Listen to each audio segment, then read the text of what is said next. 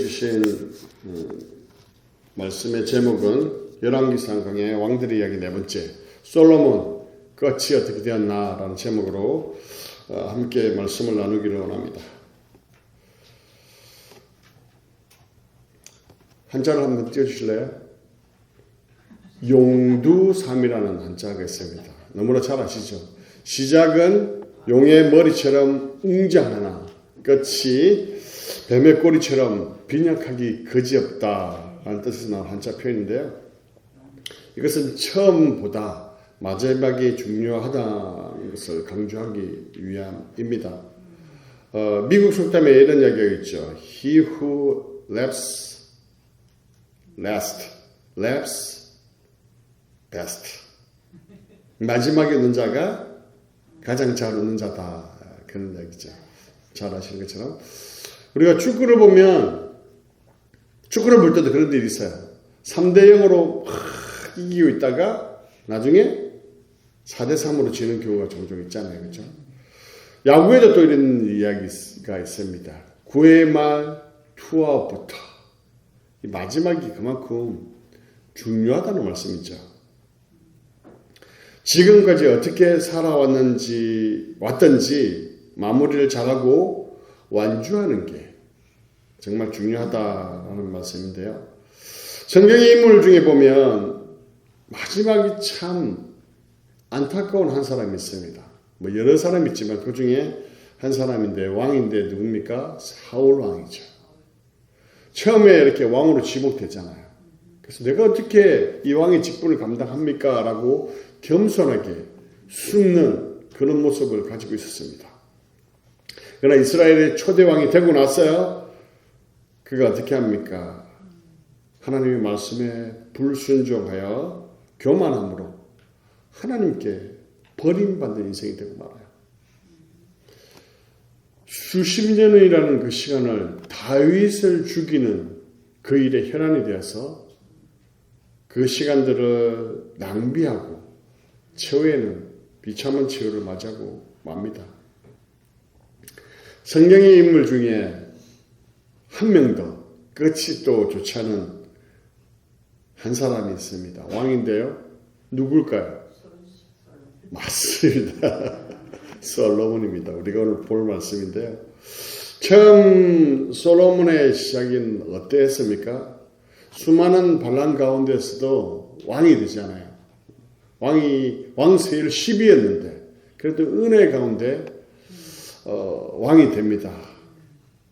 왕이 되어서 그렇게 바쁜 일정 가운데 12여 노니까 왕권 강화를 위해서 많은 사람들을 만나야 하잖아요.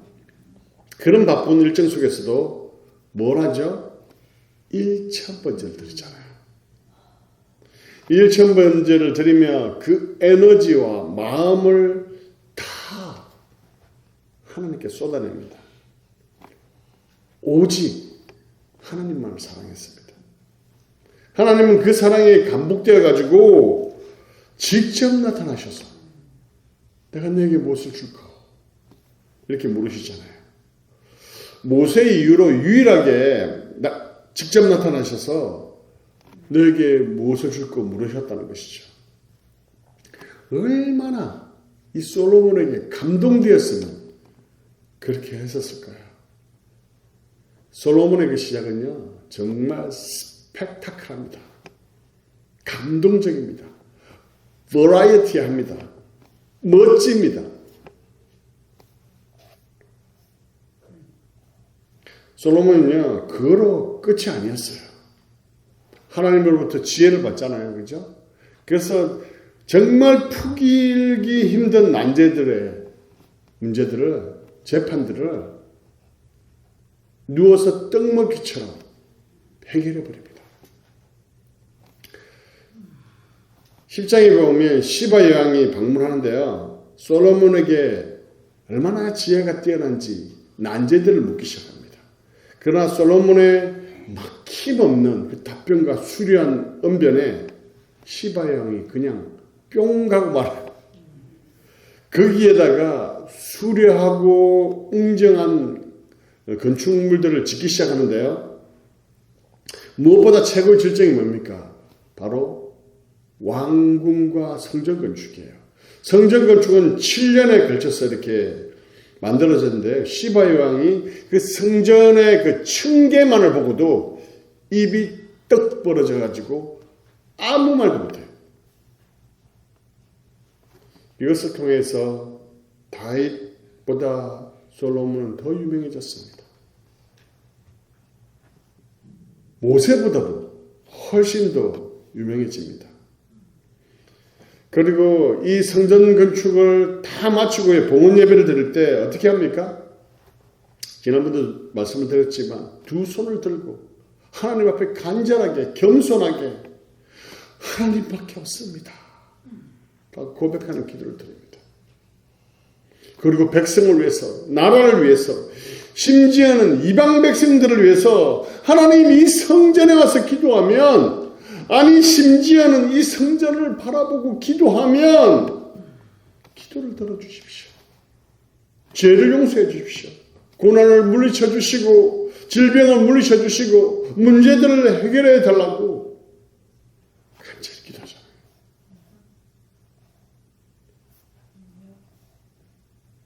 그러자 어떤 일이 일어납니까? 말씀을 한번 볼까요? 같이 읽겠습니다. 시작. 솔로몬이 기도를 마침에 불이 하늘에서부터 내려와 그 번제물과 제물을 사르고 여호와의 영광이 그 성전에 가득하니, 하나 더 있나요? 여호와의 영광이 여호와의 전에 가득하므로 제사장들이 여호와의 전으로 능히 들어가지 못하였고, 이 광경을 보고 그 백성들이 다 엎드려 그 콘크리트 바닥에 그냥 다 엎드려요. 이게 바로 이 솔로몬의 모습입니다. 그런데 이러한 솔로몬의 모습이 인생의 말년에 어떻게 됩니까? 하나님 나타나셔서 뭐라고 말씀하십니까? 11절을 같이 볼까요? 같이 읽겠습니다. 시작. 여호와께서 솔로몬에게 말씀하시되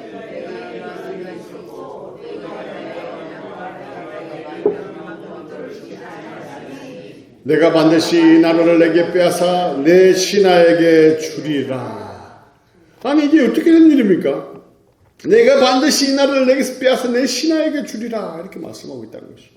분명히 내 나라가 장구할 것이다, 내 위가 길 것이다 이렇게 말씀하셨는데 이게 어떻게 된 일입니까?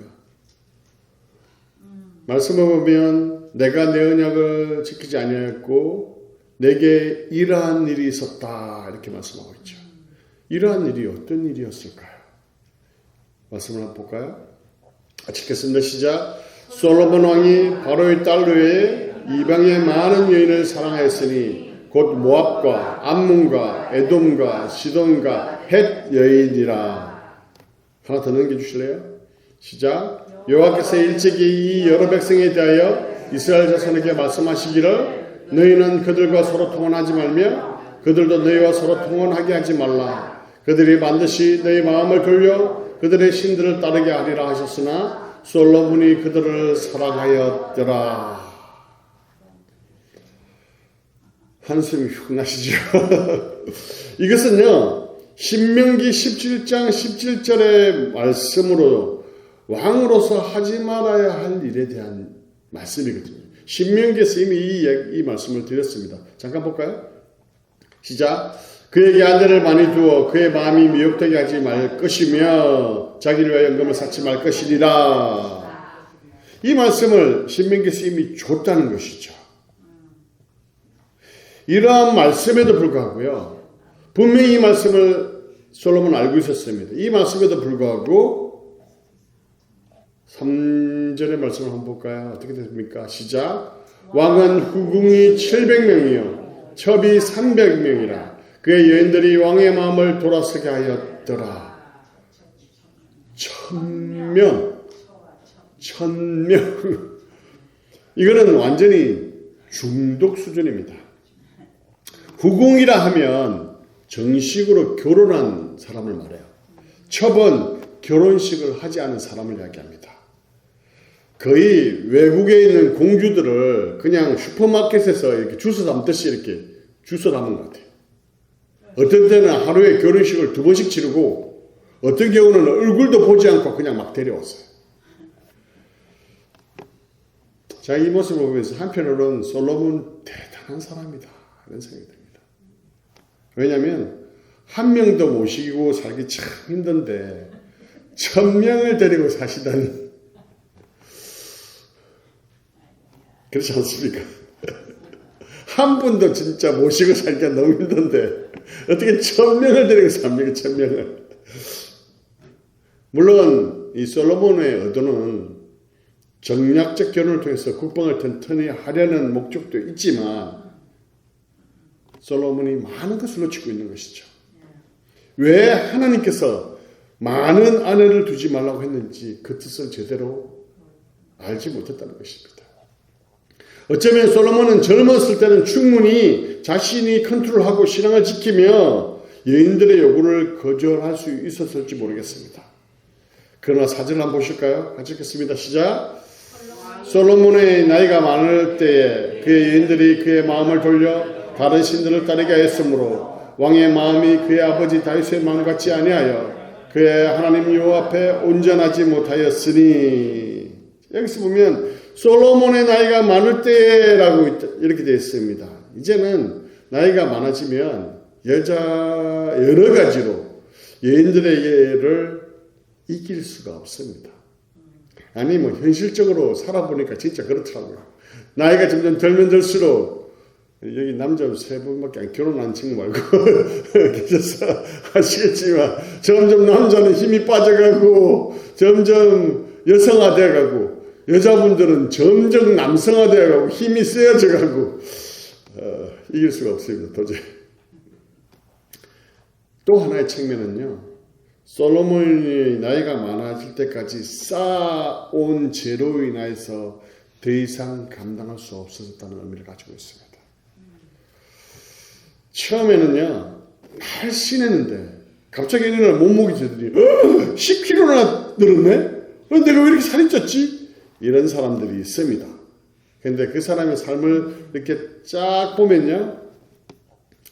운동은 안 하면서 밤에 떡볶이 드시고 라면 드시고 치킨 먹으시고 먹고 싶은 거 다 먹기 때문에 그게 뭐냐면 하루 이틀에 이루어진 게 아니라는 것이죠. 쌓여서 나타나는 결과라는 것이죠.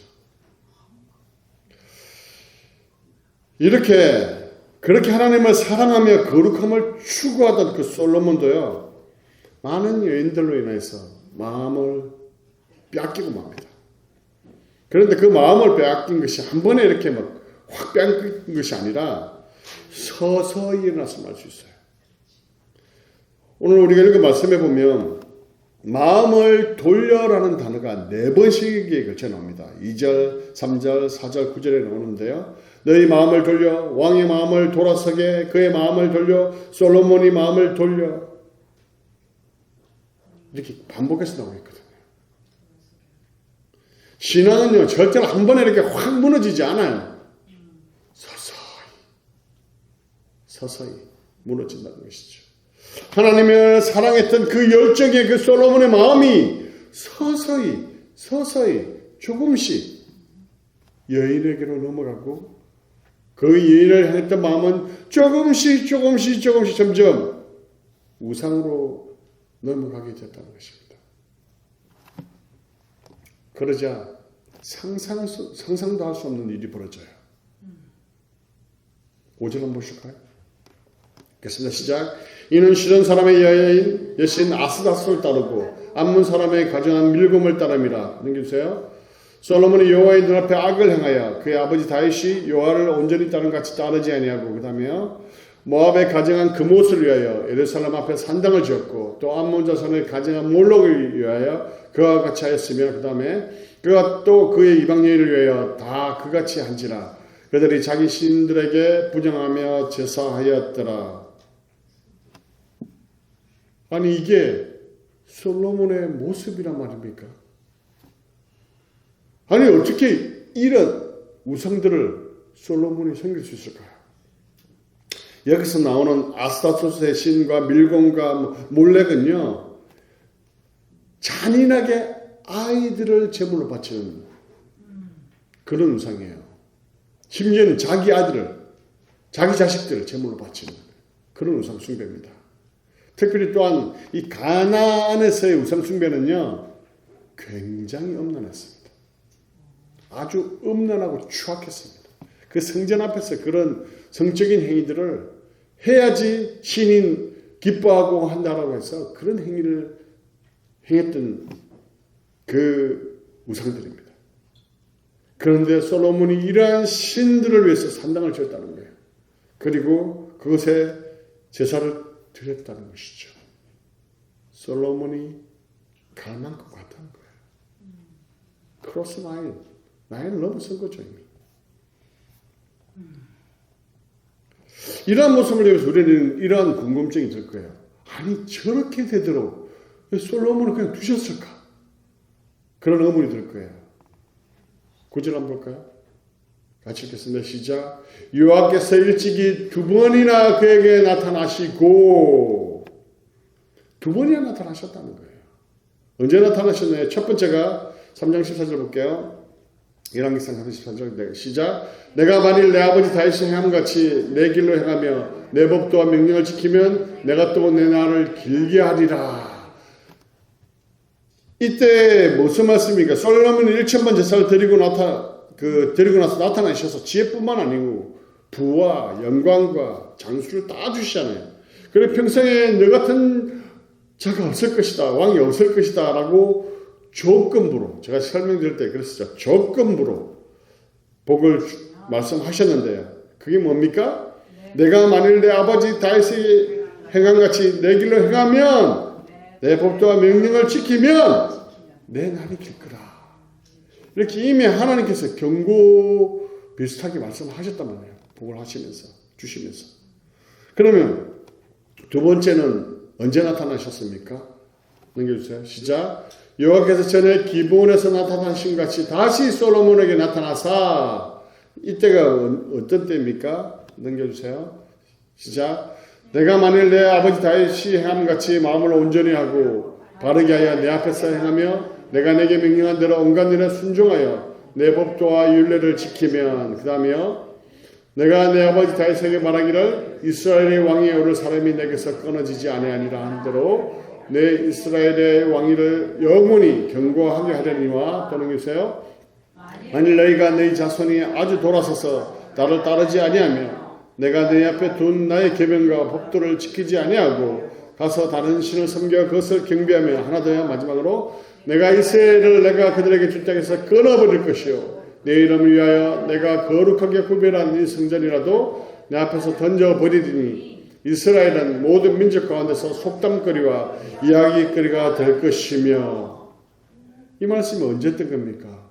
성전 봉헌 후에 솔로몬이 그렇게 간절히 기도하고 이 성전 봉헌을 마친 후에 하나님께서 이 말씀을 주셨다는 것입니다. 하나님은 솔로몬에게요, 계속해서 이러한 경고를 하셨습니다. 그렇기 때문에 솔로몬은 이 문제에 대해서 누구보다 다 잘 알고 있었어요. 아내를 두지 말라, 많이 두지 말라 알고 있었습니다. 그러나 솔로몬이 말씀을 버리지는 않았어요. 그렇지만 외교 관계를 활발하게 하는 쪽으로 방향을 틀었습니다. 그래서 정략결혼을 하죠. 당장 유익이 생기고 또한 유명해지는 길이었기 때문에 그렇습니다. 정략결혼을 통해서 자기 이름을 또한 만방에 알리고 싶은 그런 마음 또한 가지고 있었던 것이죠. 그리고 말을 많이 가지지 말라, 불을 너무 많이 쌓지 말라, 이 말씀도 분명히 주신 말씀이거든요.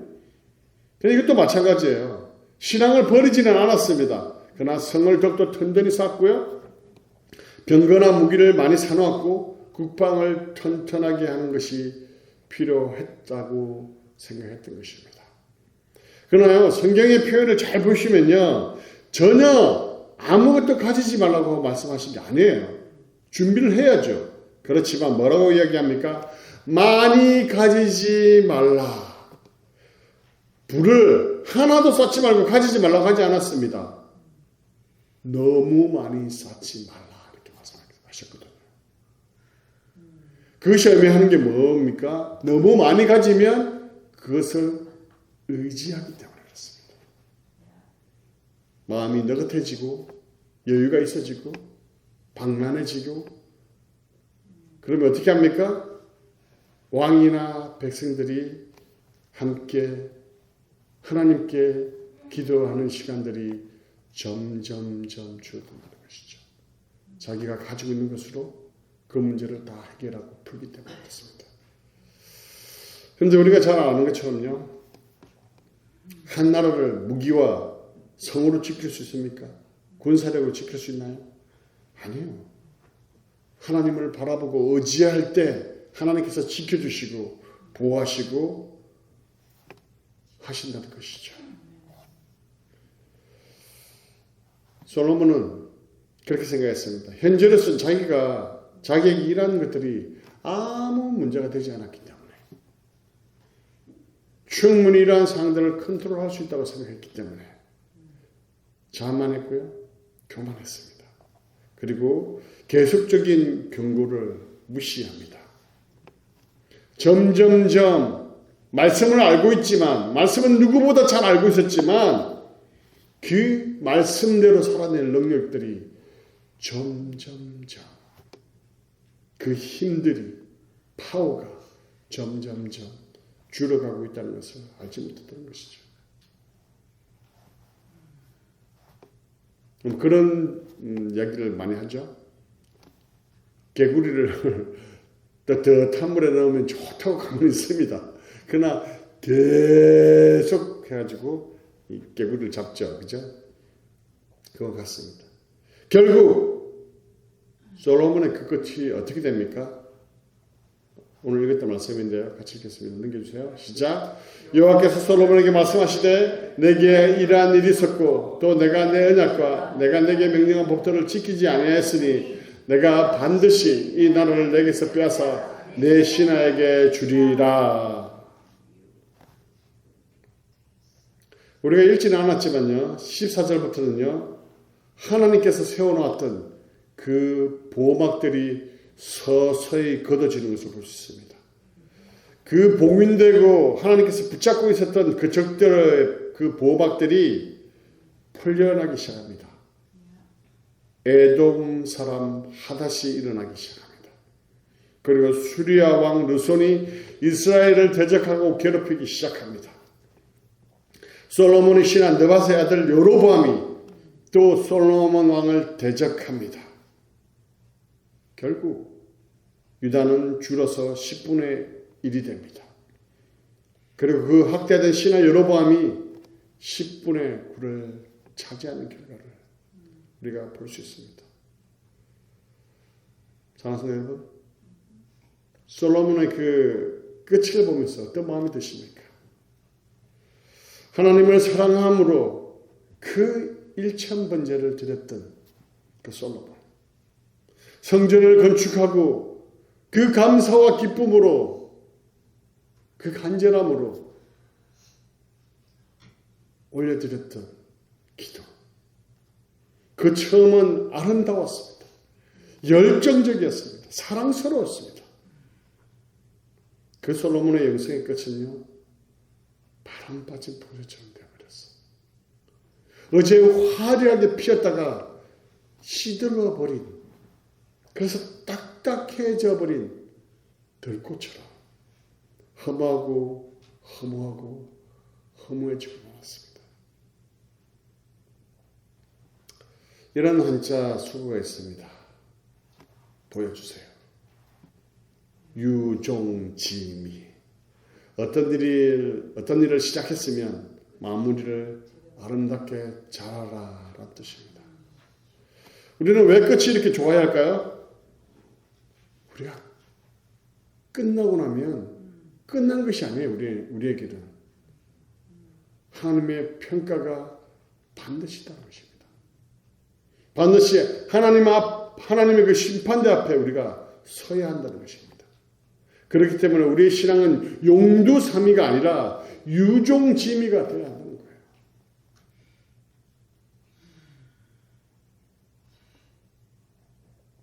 결론의 말씀을 드릴게요. 어제 말씀에 은혜를 받았다고, 어제 금식하고 2시간씩 기도했다고, 어제 하나님을 만났다고, 어제 불같은 성령이 임했다고 끝이 아니라는 것이. 계속적으로, 지속적으로 주님만을 붙들고 바라봐야 하는 것입니다. 광야 가운데 만나가 매일매일 그 하루의 양만큼 주어졌던 것처럼 매일매일 삶 속에서 하나님께 주시는 그 은혜들을 끝까지 붙잡고 가야 한다는 것입니다. 어제 받은 그 큰 은혜로 오늘과 내일을 장담할 수 없다는 거예요. 지속적으로 말씀과 기도 가운데 하나님과 하루하루 날마다 새로운 만남을 가져가야 한다는 것입니다. 그리고 날마다 그 말씀을 자신에게 비추어서 자신을 돌아보고 자신을 부인하고 날마다 자신을 죽이는 그 연습들을 계속해서 해야 한다는 것입니다.